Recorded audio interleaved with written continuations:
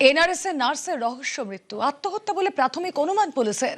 ময়নাতদন্তে মৃত্যুর কারণ স্পষ্ট হবে। মৃতের সঙ্গে ডিউটিতে থাকা 4 নার্সকে ইতিমধ্যেই তলব করা হয়েছে। জিজ্ঞাসাবাদের জন্য 4 নার্সকে এন্টালি থানায় তলব।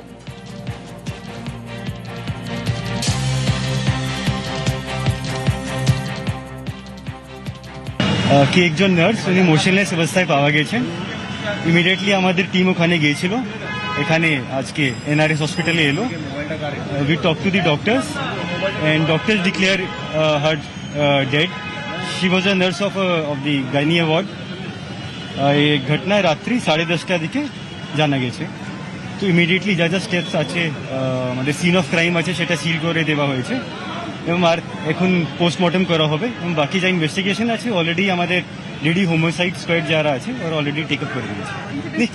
3টে সিন অফ ক্রাইম আছে এবং যা ট্রলিতে ছিল পরে, যেমন আফটার মোশনলেস অবস্থায় যেখানে উনি ছিলেন, ট্রলিকে সিজ করা হয়েছে, স্ট্রেচারকে সিজ করা হয়েছে এবং 3টে সিন অফ ক্রাইমকে সিল করা হয়েছে। সিসিটিভি অলরেডি আমাদের অফিসার্স খতিয়ে দেখছে। ওনার হাজব্যান্ড অলরেডি আমাদের অফিসার্স ওনার হাজব্যান্ড সাথে কথা বলছেন। ওনার দমদমে বাড়ি, উনি এসছেন, ওনার সাথে আমাদের অফিসার অলরেডি কথা বলছেন। প্রশাসন এবং পুলিশের যে তদন্ত চলবে, অনুসন্ধান চলবে। নীলরতন সরকার হাসপাতাল এবং স্বাস্থ্য দপ্তর প্যারালাল স্বাধীন তদন্ত শুরু করেছে। এই এখন থেকে শুরু হয়ে গেছে। কমিটি গঠন করা হয়ে গেছে। এই কমিটির অধ্যক্ষতা করবেন নীলরতন সরকারের ফরেন্সিক মেডিসিনের বিভাগীয় প্রধান। কমিটিতে থাকবেন প্রিন্সিপাল মহাশয়, এমএসবিবি মহাশয়, আমাদের নার্সিং সুপারিনটেন্ডেন্ট মহাশয়া, সাইকিয়াট্রির বিভাগীয় প্রধান, আমাদের সাফাই কর্মচারীদের বিভাগীয় প্রধান, আমাদের সুরক্ষা কর্মচারীদের বিভাগীয় প্রধান। খুব ওয়েল ব্যালেন্স কমিটি তৈরি করা হয়েছে। আমাদের ইন্টারনাল এনকোয়ারি, আভ্যন্তরীণ তদন্ত, যা রিপোর্ট 7টি ওয়ার্কিং দিনের মধ্যে করে স্বাস্থ্য দপ্তরে ডাইরেক্টর মেডিকেল এডুকেশনকে পাঠানোর নির্দেশ দেওয়া হয়েছে। নাইট ডিউটি ছিল, তারপরে 11:30-12টার দিকে খবর আসে, যখন জামাই যে তাকে বিয়ে দেওয়া হয়েছিল সে বলছে নেই। আমরা কত বুঝতে পারছি না, যাতে কিভাবে মরলো সেটা একটু চেষ্টা করে দেখবেন। একটু চেষ্টা করে দেখবেন কিরকম করলে হবে, কি করবে আমরা তো জানি না। সঠিক তদন্ত চাই। আগে ছিল মুর্শিদাবাদে, তারপরে কলকাতায় নীলরতনে আর্জি করে পড়েছিল। আমি চাইছি যাতে সুস্থ বিচার হয়। সুরেন্দ্রবাবু পূর্ব জেলার মুখ্যমন্ত্রী, এটা যাতে সুস্থ বিচার হয় আমি চাইছি, সঠিক তদন্ত হোক। বন্য হাতির সঙ্গে বন্ধুত্ব, রোজ খেতে দেওয়া।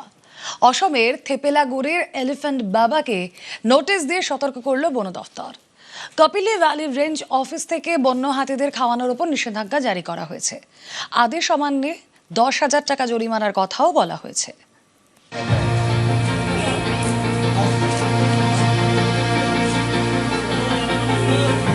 মানুষে বনে বন্ধুত্ব,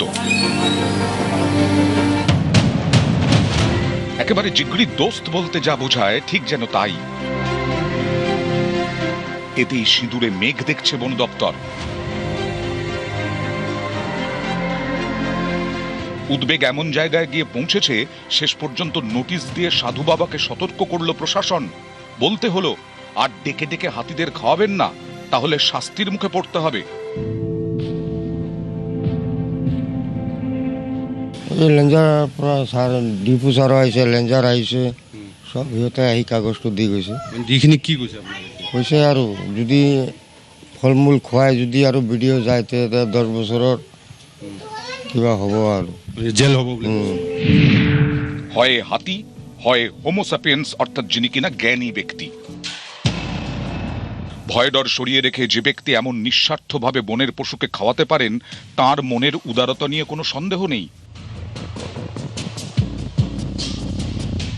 সাধু বাবা হাতিকে খাওয়াচ্ছেন, এ তো জীব সেবা। বন দপ্তরের আপত্তি তাহলে কেন? অসমের হোজাইয়ের থেপেলাগুড়ি এলাকা। এখানে বনাঞ্চল ঘেঁষে রয়েছে কালভৈরব ডঙরিয়া বাবার আশ্রম। খাবারের টানে সেই আশ্রমে হাতির দলে নিত্য যাতায়াত। আশ্রমের পুরোহিত গৌরাঙ্গ দাস গত 6 বছর ধরে হাতিদের এভাবেই খাইয়ে চলেছেন।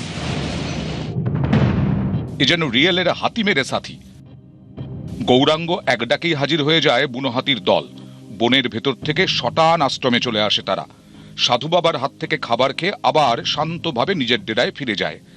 একটা হাতিকে দিয়ে শুরু হয়েছিল এই বন্ধুত্ব, বাড়তে বাড়তে এখন হাতির দল। দূর দূরান্ত থেকে আশ্রমে আসা লোকজনে ছবি ক্যামেরা বন্দি করেন। সোশ্যাল মিডিয়ায় সেই ভিডিও অনেক দিন ধরেই ভাইরাল। পূজারী গৌরাঙ্গের তো নামই হয়ে গেছে এলিফ্যান্ট বাবা।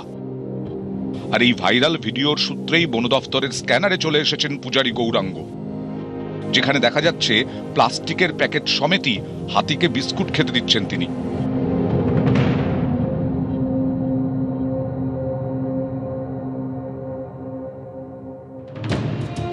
এই ভিডিও নজরে আসতেই গত 7ই অগস্ট গৌরাঙ্গ দাসকে নোটিশ পাঠিয়ে সতর্ক করে বন দফতর।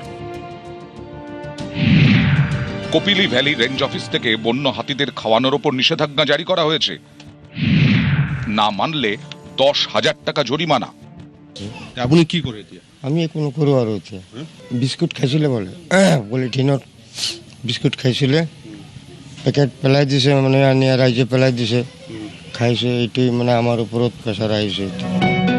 এশিয়া ও আফ্রিকার মহাদেশে হাতিদের দুরবস্থার কথা বিবেচনা করে তাদের সংরক্ষণের জন্য 12ই অগস্ট দিনটি আন্তর্জাতিক হাতি দিবস হিসেবে ঘোষণা করা হয়েছে আগেই। সেই আন্তর্জাতিক হাতি দিবসের আগেই কড়া পদক্ষেপ করেছে অসমের বন দফতর। অসমে বন ও লাগোয়া জনপদ এলাকায় মানুষ হাতি সংঘাত কোনো নতুন ঘটনা নয়। থেপেলাগুড়ির গা ঘেঁষে রয়েছে কুমুরটকা সংরক্ষিত বনাঞ্চল। বন দফতরের তরফে নোটিশ দিয়ে সতর্ক করে বলা হয়েছে, বন্য প্রাণীদের রোজ খাবার দিলে তাদের স্বাভাবিক আচরণ বদলে যেতে পারে। মানুষের সংস্পর্শে অভ্যস্ত হয়ে পড়লে হাতির পালের লোকালয়ে আসার প্রবণতা বাড়বে। ভবিষ্যতে বড় ধরনের মানুষ হাতি সংঘাতের ঝুঁকি তৈরি করতে পারে।